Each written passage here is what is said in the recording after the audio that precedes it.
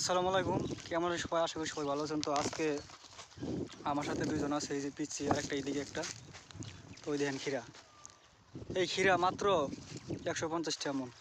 তো কৃষক কী করে বাঁচবে? তো চিন্তা করলাম আজকে তো বাড়িতে আইছি, তো যা পারি খাওয়া যায়, কারণ শহরে চলে গেলে তো আর এই ক্ষীরা আর খাওয়া যাইব না। কারণ যে ভালো বলে ক্ষীরা,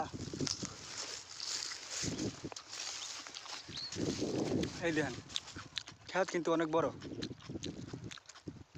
বড় লেগে এত যে দাম কম, এত কম দাম। তো চিন্তা করলাম আজকে বাড়ির থেকে আসলাম, গাছটা সারাদিন ঘিরে খামু। দেখেন অবস্থাটা।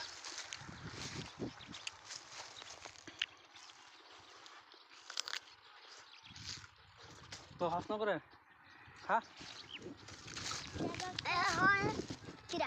কেমন লাগে ঘিরা? ঘিরা খাইতে কেমন লাগে? অনেক মন লাগে।